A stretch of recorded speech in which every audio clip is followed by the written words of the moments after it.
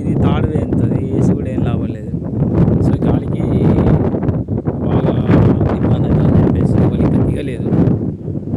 వేయడం ఇబ్బంది కాదు, వేసడం మానేస్తారు కానీ తాడు వేస్తుంది మళ్ళీ ఎందుకు రిస్క్ అని చెప్పి చేపలు ఒక్కటి సరిగా పడాయి గాలి వస్తే. సో అందరు ఇక్కడే ఉన్నారు, ఇంకా గాలి తక్కువ అయితే వేద్దామని చూస్తారు.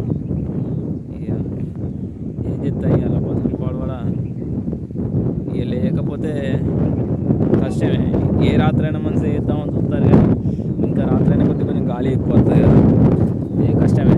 ఇవాళ మా వాడైతే పోదామని చూస్తున్నాను సపరేట్గా. ఇంటికి పోతున్నా